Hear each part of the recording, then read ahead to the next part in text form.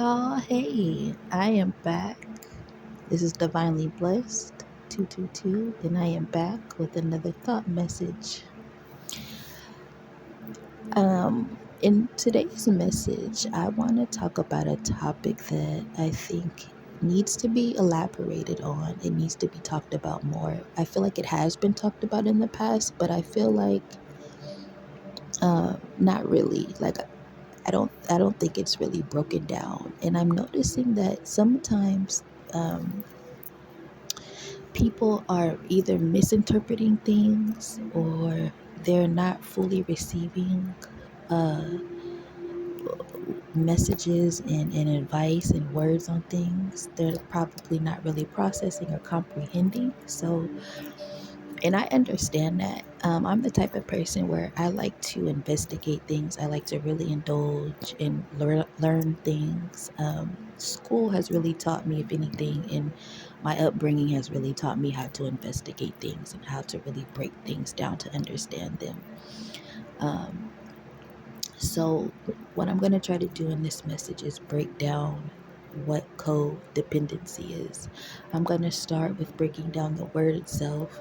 Then I'm going to try to give a little of my own definition of what it is, and then I'm going to go into my message. So, let's start with breaking down the word codependency. And let's start with the root word. The root word of codependency is co. Co means to be together, to be mutual, to be unified, joint, whatever you want to call it. Basically togetherness, right? So that's what code means. And I'm going to use an example of a few words. So we have like community, company, communicate, right? So those are words and those are ideas of what the word co really means, because then when you look at those words, you're understanding like community means togetherness, company together, those type of things. So I hope that has helped a little bit there. So let's move on to the rest of the word, which is dependent. Now we all are familiar with the word independent, which is to not be dependent, which is to not have help, to do it on your own, But the word dependent it means that you need help, you need a crutch, you need assistance, you need support. So we can use the example of like a child is a dependent, or a person that may be mentally or physically incapacitated. They are considered a dependent, right? So now let's put the word together, codependent. When we put the word codependent together, we are now talking about two individuals or more than two individuals, or something that needs something else to to lean on, to crutch on, right? Kind of like a pair of crutches. Like when something happens to like your leg or your ankle, you go to the doctor and they look at it and say, oh yeah, you need this, you need a brace on, whatever, and I'm gonna give you these crutches. That is kind of like a codependent situation, because you're depending on those crutches, those two crutches to get you around, right? Okay, so now that we got that out the way, I can kind of move on to the meaning of codependency and then move on to the message. First, I want to just say that this topic, codependency, that I'm talking about, will really be touched on relationships. And relationships can look like partnerships, they can look like marriages, they can look like friendships, relationships between a parent and a child, things like that, a workplace relationship, things like that. Um, so I don't have like the definite definition in front of me, but I do paraphrase and I just pull stuff from my memory bank. And I want to point out that I have been through a codependency era. And so this is also where I have a lot of my knowledge from. So I'm not pulling knowledge from Google. I'm pulling knowledge from my experience. And I want people to know that anytime I get on these videos and I speak, it's not me speaking from looking at other people's situation. It's not me speaking from what I pull up on the internet and investigate on. This is me speaking from my actual experience, okay? So I'm not just talking out of my butthole. And I want people to be clear on that and know that. So the definition of codependency in my terms, in my mind, is two people or more than two people, or maybe an individual that needs to have someone to depend on. Like literally, they're depending on people for their validation. They're depending on people for their support. They're depending on people for love, affection, even materialistic things. And this can be toxic, especially when we're talking about adult relationships. And what I really want to talk about is partnerships and personal relationships, like boyfriend, girlfriend, husband, wife. I want to talk about that because that is, it seems to be the focal point nowadays. And I understand because when we work on our adult relationships, we're also working on our childhood trauma, whether you realize it or not, because it's evident that a lot of people who have uh, problems adulting or being an adult due to codependency issues, they cause havoc, they cause toxicity. And sometimes these individuals do not know what they're doing. And sometimes these individuals do know what they're doing. So I can't even remember if I gave a definition, but the definition of codependency, in my eyes, is someone that obviously is two people that is dependent, or a person that is dependent, and they end up finding a person that possibly matches their same codependent energy, which is where you get codependent. Two and two people that are alike in dependency. So now I want to move on to the message. The message is, and I wrote it down because I got the message yesterday, but I couldn't get it out because there was so much going on. So I had to write it down in order to not forget it. So what I wrote down is older people, and when I say older people, I'm just talking about adults. I'm not in old people, elderly, middle age, young adults, adults. So when adults refuse to grow up,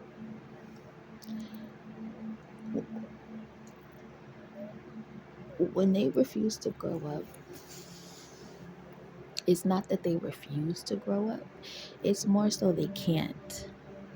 And the reason why they can't grow up is because they're too busy trying to chase their inner child. And this is where codependency kicks in. They're chasing their inner child, and it always keeps them in kind of like a childish energy, right? It's kind of like uh, just kind of think of like how a child would act when they don't get their way, or when they're throwing tantrums and trying to get attention. We see that in a lot of adults with codependency. They literally look like children, right, when they get inside of their little episodes, right? That is because they're either chasing their inner child, or they're still in their inner child energy, but in their wounded inner child energy. Because whether we realize it or not, our inner child doesn't leave when we grow up. It doesn't. It just matures, or it's either stagnated in its childlike behavior. Because the inner child can grow up, but still stay a little bit of a child, um, in a way. So let's move on to the next part of the message, which is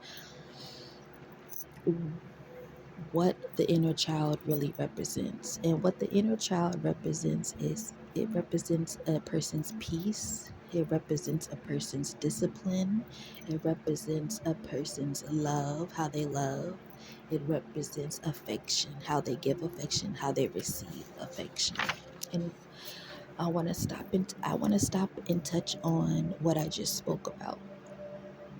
when I said that all of those things represent inner child, which is the love, the affection, the peace, the discipline. When we are children, we are supposed to receive those things from our parents. Our parents are supposed to be our blueprint to our adulthood. Our childhood is our blueprint and our guide to adulthood and to parenthood. When our childhood is disturbed in any type of toxic way over and over and over again, it begins to stagnate the child, not just mentally, physically, but internally, spiritually. And what it does is it takes the inner child and it it makes the inner child kind of, it'll either seal off the inner child, and that's how you get a person with no emotions, or it just tampers with the inner child. And the tampering is just discombobulating and confusing a child. So if a child experiences physical abuse, mental abuse, emotional abuse, verbal abuse, sexual abuse, all those things can stagnate the work of the inner child, what the inner child is supposed to do for that individual. And so, children that have experienced that type of toxicity their inner child will hold on to all of that toxicity throughout their whole entire life. Like, it'll go into their adulthood, and that's how you get these adults that are codependent and childlike energy.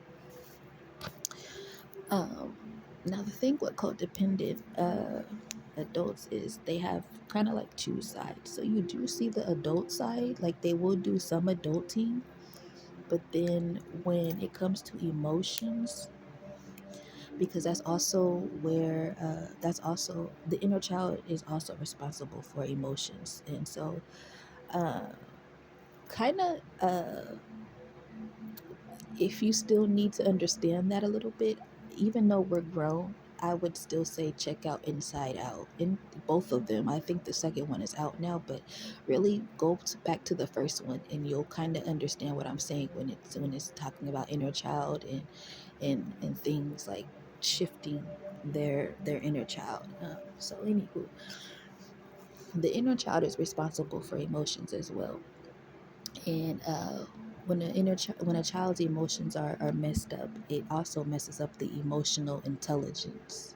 And emotional intelligence is a wide variety of things. So it's not just focusing on the emotional part of just the emotions, but it also focuses on um, how people deal with emotions, or how people deal with situations and how their emotions come out. Okay, so if I don't have enough information on emotional intelligence to go into a lesson, but there's plenty of people that do have that knowledge.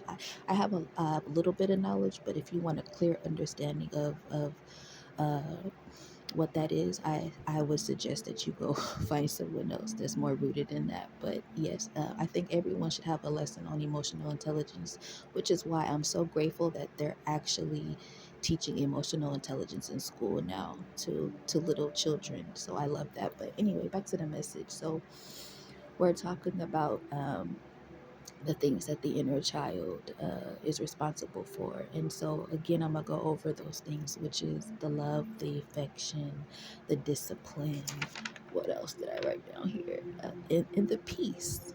The peace. How to be peaceful, how to be kind, things like that.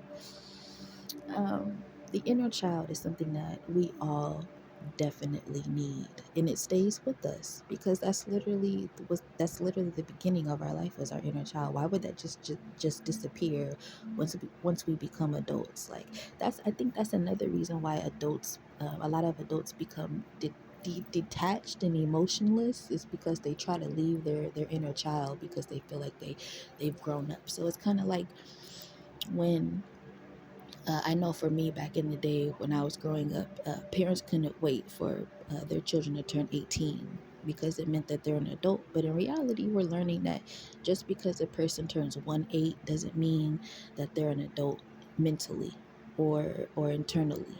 It's just a number, and for some reason society has made people feel like 18-year-olds are adults, but we know that that's a trap. So anyway, let's keep it moving. um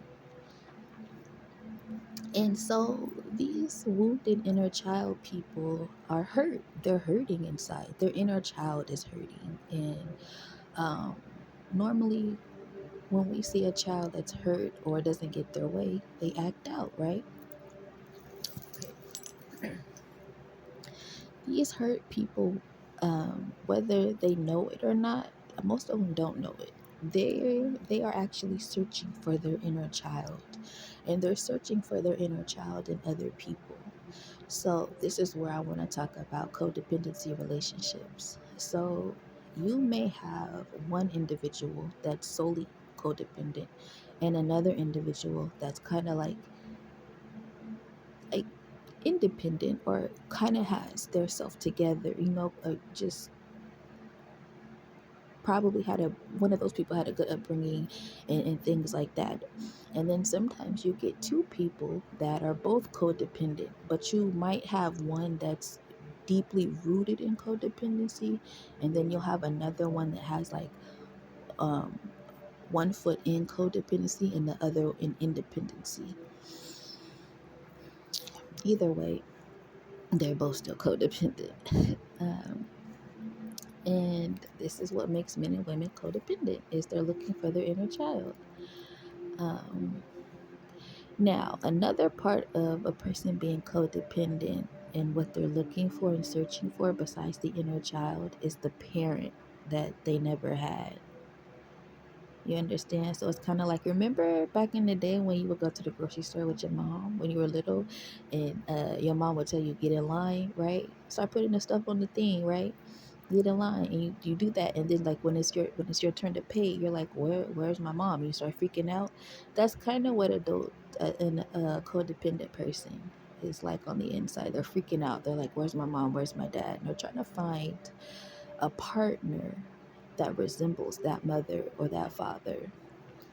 um Now I know a lot of people feel like, well, isn't that what you're supposed to do?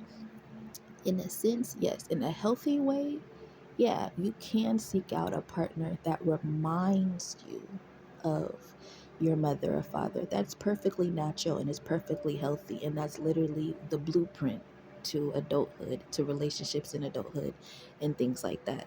Like, that is fine. However, what is not fine is when you are solely looking for your partner to be a mother or a father to you through and through.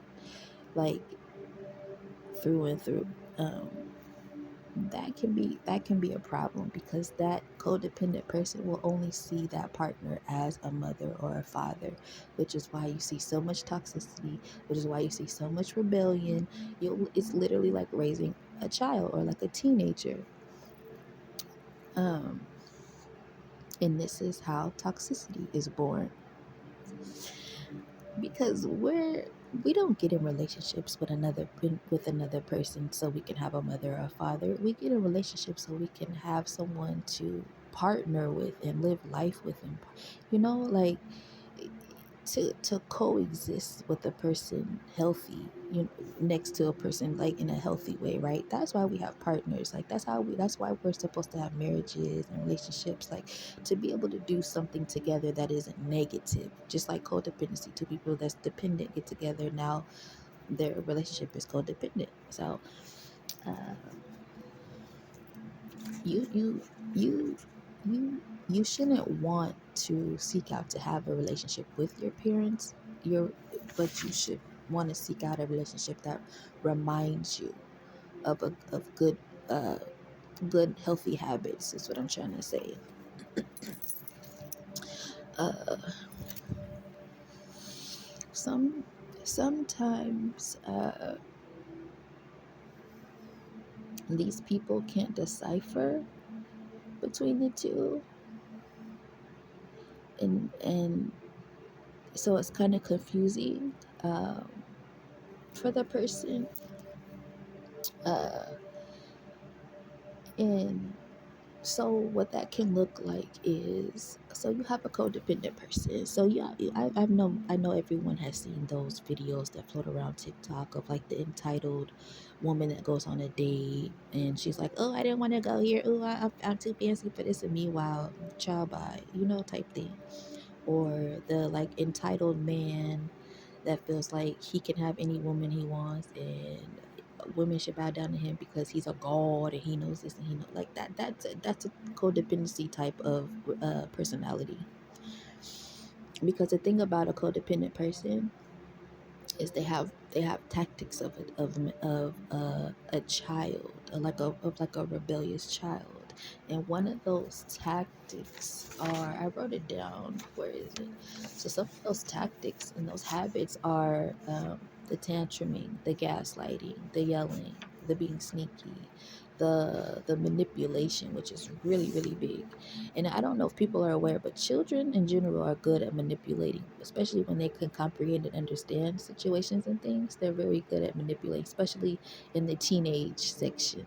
And this is kind of what the codependency people give. They give a lot of like teenage behavior or behavior that resembles a 5-year old, especially when they get into their meltdowns. Like you'll be like, whoa, bro, you are really a child right now. That's literally how you will feel when you're with a codependent person. It's like you are literally a parent.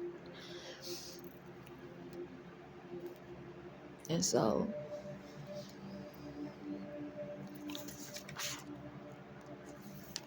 like I said, the biggest thing that a codependent person will do is manipulation. And then those those outbursts that you see, those tantrums that you see, are just their it's their inner child expressing frustration. Because see,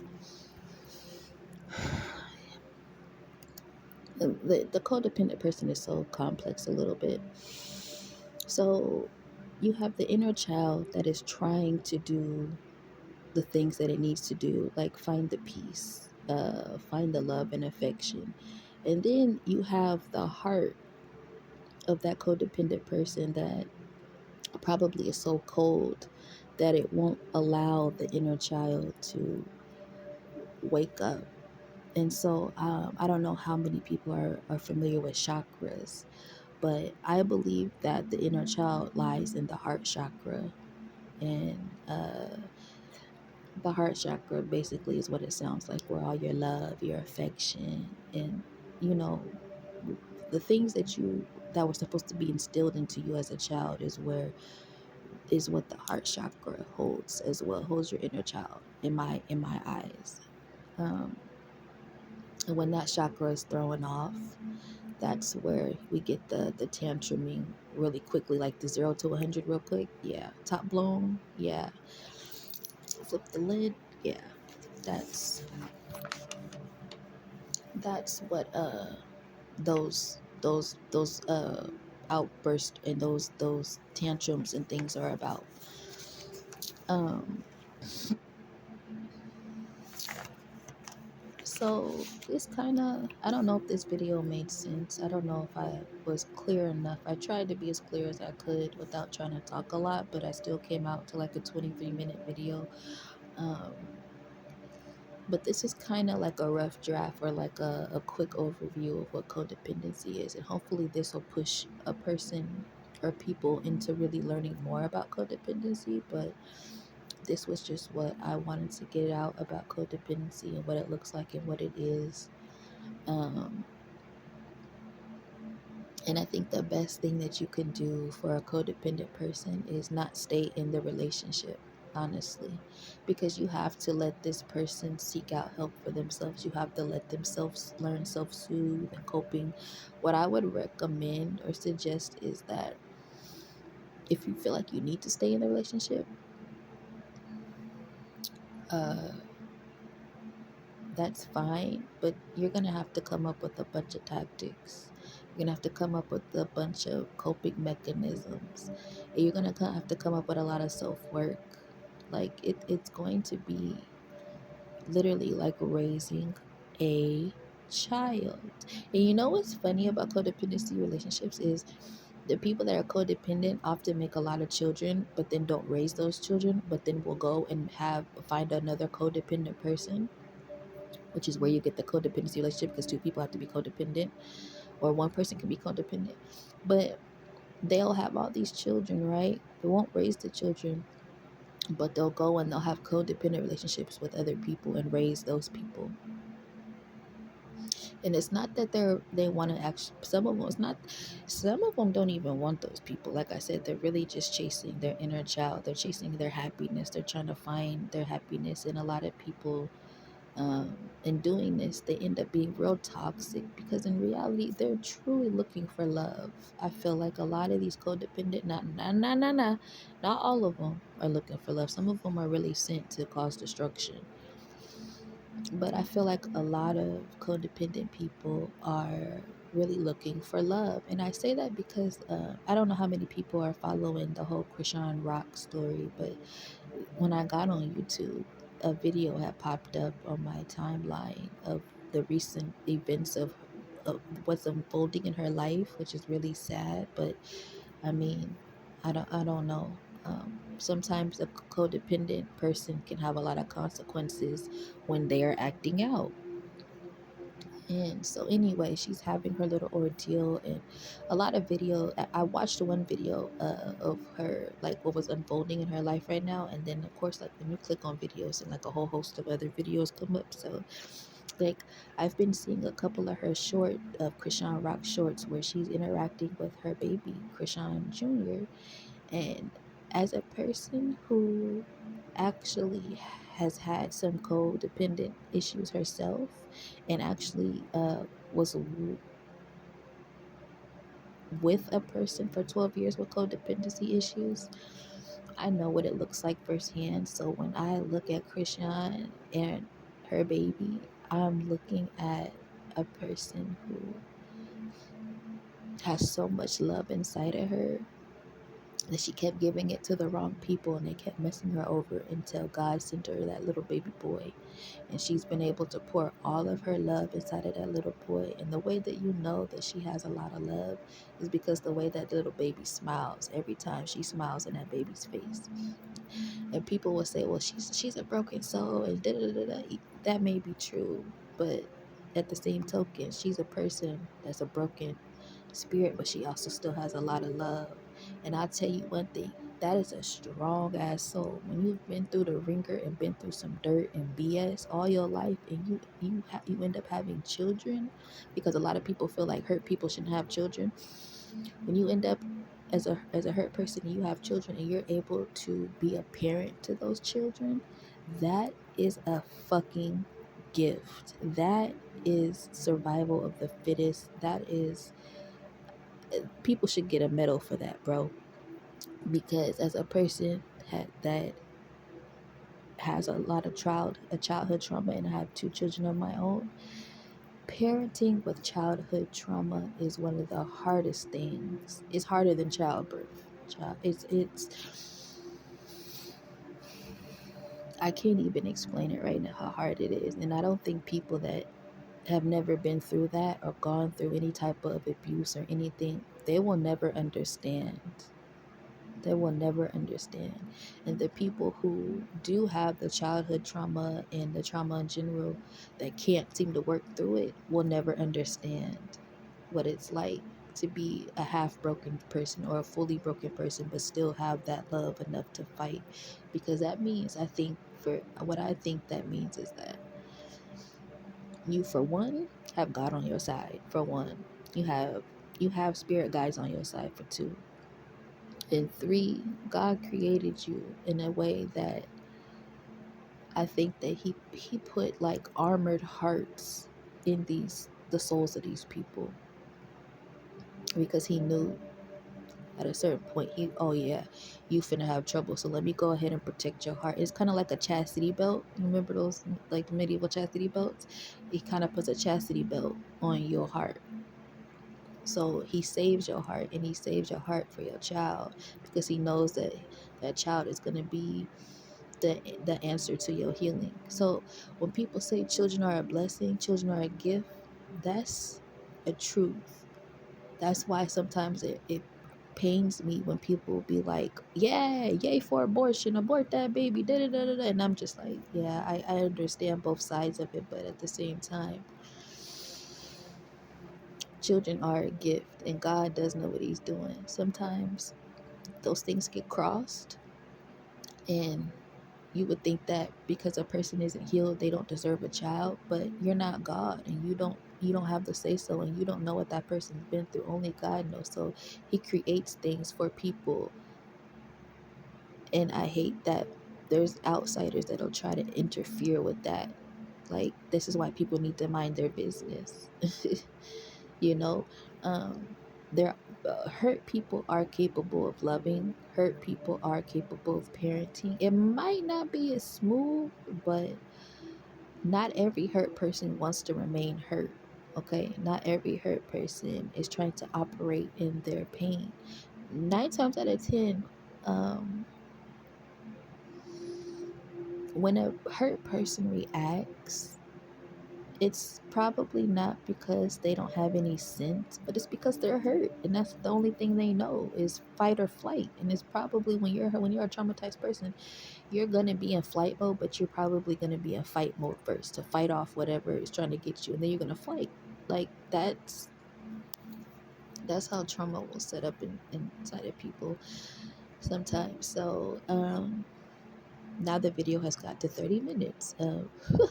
So that's what I kind of wanted to share about codependency. Now, again, this isn't like the you can go on and find other people to explain codependency to you, but I kind of just wanted to give that breakdown of what um, codependency is and what it looks like, and where it truly comes from. So if you come across a person and you realize that that's probably a codependent individual, don't be hard on that individual. Try to have a little bit of compassion and understanding, because I think that's what the world needs more of, is understanding, which is comprehension. And I think that some of the world lacks comprehension, they lack understanding, they lack compassion. And nowadays, people just want to, because people have learned words like codependency, narc abuse, narcissistic. Like, people have learned all of these terms in the last 4 years. And so now they think they're experts. When they see someone that's troubled, they can just automatically talk shit and label people without knowing what they've truly been through. That pisses me off, because they just think that when someone's being toxic, they can't be helped, or they're just a devil, or they're just a demon. It's not always like that, bro. You'll know who's a real demon, bro. You'll know who's a real demon. Like, demons don't like to change. They don't like change. They'll tell you they don't like change. Like, you'll know who a real demon is. But I feel like the majority of these codependent people, they don't want to be like that. And that's probably why we see them like act out, because literally when you are a traumatized person, you're not only battling people on the outside, you're battling yourself. And when you're battling yourself on the inside, and then on top of that, you're battling the effects of what people are saying on the outside, you literally have a battle. Like, it's a full on war. And I think that's why a lot of people succumb to themselves. And hopefully you can read what I'm saying when I say succumb to themselves. It's because they feel like they can't finish the war, and it's like, well, the only way out is, that way. And I truly think that's where that comes from, is why people unalive themselves so much, is because of they're trying to fight a battle within themselves, and then they're also trying to fight the battle of what people are saying about them. And I want people that sit there and badger, hurt people. I hope that one day y'all feel some type of effect of what that feels like for the people that y'all be trying to badger and down talk and just do too much on. Like, because it's you, in order for you to understand what that person is going through, you probably have to feel it yourself. And so that's why when I see people getting ready to fix their mouth to talk about folks, I'm just like, God, teach that person to listen. And God know what I mean by teach that person to listen, because we don't know each other's story. We can only assume from the surface, and that can be a problem. And you have to be mindful that there are people in this world that have their own internal problems, and if you're sitting there throwing things out at them, you're making the problem inside of them worse. You're not helping anything. So be mindful of that while you're navigating this world. If you see a hurt individual, have compassion, and don't tell them to get over it. Don't tell them to, don't tell them anything like that. Just give them words of encouragement. You know, let them know that you're there for them. You don't always have to be a doodle head to people. Okay, that's not how people are gonna heal. You can't do that. You gotta walk them through the process. And sometimes these processes are long, and it might seem like, oh, this person ain't never gonna learn. Well, you don't know what kind of trauma they've been through. The same amount of time it took for the trauma to build up inside of a person is probably the same amount of time it's going to take for them to unbuild all of that trauma, or even more. Something I learned yesterday inside of my therapy session was, before I got off the call with my therapist was like, you're gonna probably do self work for the rest of your life. And I was like, yeah, you know what, you're probably right, because of the amount and the level of abuse that I have went through as a child, and especially as a teenager, but especially as a child too, and even as an adult in my adult life with personal. So that's 32 years of work that I need to do. Okay, so the same amount for this, I'm not same amount, but that's the same thing for people that have been through trauma for however X many years that they've been through. So if you're a 40-year old or a 50-year old, like, think about that. Like, it matches. Like, you have to do the same amount of work. Now, some people, it might not be like that. It might be, oh, it only took me a year or 2 years to do. Some people, it took them 10 years to do. So, but at the end of the day, self work is lifelong work. So, yeah, I'm going to leave it there. And yeah, talk to y'all later.